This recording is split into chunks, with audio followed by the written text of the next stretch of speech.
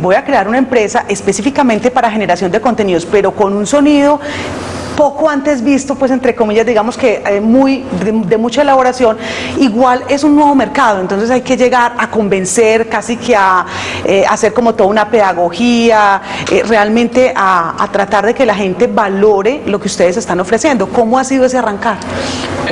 Pues ven, nosotros la verdad es que después del viaje que hemos hecho para capacitarnos y después de las experiencias que hemos tenido, decidimos apostarle a Colombia. Como tú lo mencionabas anteriormente, todo lo de la revolución digital nos ha llevado a que hay demanda de contenidos y que la calidad cada vez es más exigente, a pesar de que ya hacer contenidos está al alcance de muchas personas. De eso se trata pues a la final la revolución digital. Entonces decidimos, bueno, aprovechemos esto y empezamos a generar contenidos, pero agreguemos algo diferente, y es lo primero, desde la generación de contenidos siempre contemos historias.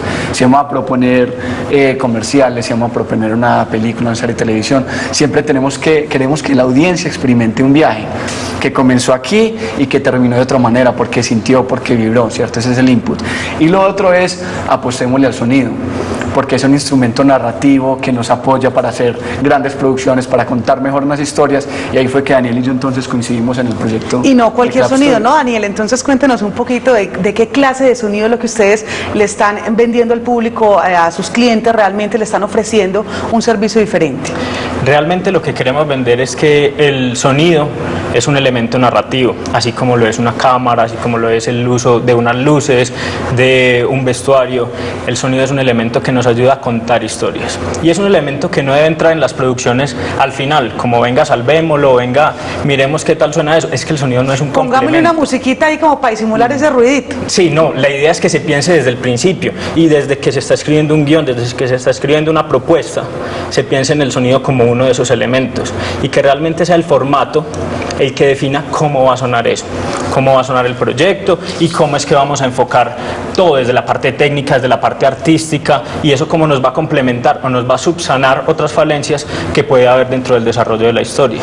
Gabriel, ¿por qué Medellín? Había una parte inicial que usted decía, no, lo que pasa es que en Medellín hay un tema de revolución digital donde hay una necesidad de contenidos, pero también desde el punto de vista de plaza, ¿por qué ubicarse nuevamente en esta ciudad, sabiendo que ya estaban en otras partes, con otros empleos, con otras posibilidades? La verdad es que en Medellín hay demanda, pero no hay oferta. Nosotros, después de hacer como análisis de mercado, de ver qué era lo que había en Colombia, incluso en el panorama andino, estudiamos y terminamos construyendo lo que es el primer centro, el primer estudio especializado de Foley que hay en Antioquia. Y estamos también en proceso de crear lo que será la primera sala de mezcla y masterización especializada para cine. Entonces empezamos a ver es eso, ¿cierto? A la final terminemos innovando. Es una necesidad que hay, pero no hay una oferta especializada. Y allí fue que empezamos, pues, como junto con Daniel, a decir, bueno, todos los espacios que diseñemos, todo el diseño acústico, toda la infraestructura, todos los equipos están pensados es para contar historias, no están pensados para otra cosa más. Entonces algún día podrán conocer los estudios que tenemos y lo que hemos hecho, y ven que todo es pensado para contar historias, para narrar, para hacer adheres, para hacer doblajes, para hacer foley, y bueno, esa fue la apuesta, y en esa estamos. Daniel, ¿qué tal está el sonido en este momento, digamos, en las producciones? Uno ve permanentemente que es el tema, digámoslo, recurrente de las producciones audiovisuales, y es, qué lástima el son, todo muy bien, la historia muy buena, pero sí hubo como unas fallitas de sonido, o hasta de pronto hasta se atravesó el boom, ese micrófono grande se veía hasta en la producción. Entonces, ¿hasta qué punto realmente digamos, el mercado está maduro para aceptar un tipo de propuesta como esta, o ustedes tienen que hacer un aceleramiento un poco para que realmente se valore lo que ustedes están ofreciendo? Sí, realmente es una labor de educación, es una labor de formación, no solo en los productores o en los generadores de los contenidos, sino también en la audiencia, que finalmente es quien compra o quien consume estos contenidos. La labor consiste en darle la importancia necesaria a este elemento, no solo como algo que debe sonar bonito o técnicamente bien, sino algo que aporte a la historia y que al fin de cuentas sea algo transparente. Muchos decimos que un buen sonido es aquel que no se nota, porque realmente la gente no va a percibir una película o una serie de televisión y va a decir, uy, qué bonito este efecto, qué bonito esto, como sonó. Se va a acordar desde la historia, y el sonido debe ser transparente en ayudar a que las personas realmente se queden con la historia.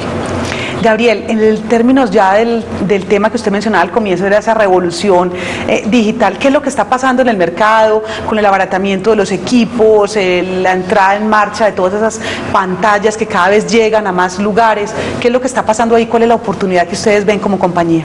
Claro, pues ve, lo que pasa, acá estamos en una era como bastante turbulenta en cuanto a producción audiovisual. Nadie sabe exactamente qué es lo que va a ocurrir, pero todo se inicia es porque empezamos a pasar de lo análogo a los bits. O sea, empezamos a pasar ya como a todo a puro hablar de códigos y todo lo digital. Y entonces todos los equipos y los procesos empezaron a pensar desde allí, y más que se abarataron es que están al alcance de todos. Entonces tú te pones a ver cómo se ha impactado la producción y la postproducción, y uno empieza a ver que ya las cámaras, digamos estas, las DSLRs, que son de fotografía, que están a un muy buen precio y te dan una imagen espectacular con una excelente profundidad de campo, excelentes para trabajar en la oscuridad. Cuando empiezas a ver que ya el software de edición que te permite hacer grandes efectos, grandes colorizaciones, están a un buen precio, prácticamente al alcance de todo el mundo. Y cuando empiezas a ver que ya no hay un monopolio de la distribución y de la exhibición como era antes, que solo o ibas a cine o ibas a televisión monopolizada por unos grandes grupos, y ya cuando tú ya ves hoy que tienes Facebook, entonces puedes así comercializar tu producción, que tienes internet para también exhibirla, empieza a jugar entonces en un espectro mucho más grande. Aquellos que dicen, no, que por la revolución digital se va a acabar la televisión, no, eso no va a pasar, ni el cine tampoco, van a seguir allí, pero la ventaja es que ya hay un abanico mucho más grande, y ya los productores podemos empezar a pensar desde el nicho. Entonces no es, tengo que rogarle a este canal o tengo que regarle a este grupo para ver si me dejan pasar mi película, sino que tú mismo puedes cultivar tu audiencia, tú mismo puedes planificar tu producción, y bueno, y puedes hacer películas de bajo presupuesto o de altísimo presupuesto. Siempre va a estar ese estándar que estás buscando. Nosotros desde Club Studios, ¿qué es lo que nosotros apostamos? Como producción, lo que queremos es rigor administrativo y proyectos originales y que piensen en el mercado.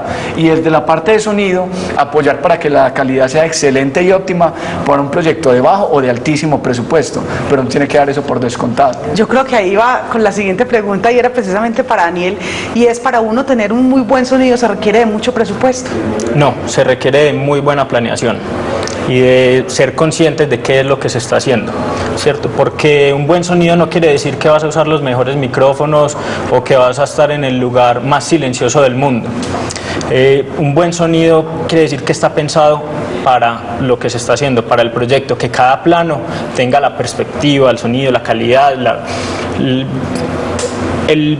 las características que se requieren para cada plano, para cada escena. Entonces, volviendo al tema de la planeación, se debería entender que quizás ese buen sonido está desde la planeación misma, es decir, desde el guión de la producción, en donde esa casillita llamada audio realmente juega un papel preponderante. Claro que sí, el sonido inclusive puede reemplazar palabras, puede reemplazar líneas de diálogo, porque podemos decir lo mismo a través de sonidos, de ruidos, y ruidos no quiere decir bulla que nos puede entorpecer el proceso. Ruidos son estos elementos que acompañan el diálogo y la música dentro de una producción. Entonces estos elementos nos pueden ayudar a definir si estamos tristes, si estamos contentos, si estamos en campo abierto, si estamos en un lugar cerrado, si el lugar realmente existe o el personaje existe, o si es producto de la ficción. Y todo esto se puede reflejar desde el sonido, así como a través del diálogo o de otros elementos plasmados en un guión. Gabriel, el público que ustedes tienen pensado, digamos los clientes, como ustedes han segmentado un poco lo que va a ser su compañía, los servicios que está ofreciendo, vemos que hay una clara orientación, tienen un público identificado que son los productores de cine, pero quizás el abanico es mucho más amplio, ¿no? Totalmente, lo que pasa es que con todo esto de la revolución digital y el auge de las grandes producciones audiovisuales, todos nos hemos dado cuenta que la mejor forma de comunicar una idea es un contenido audiovisual.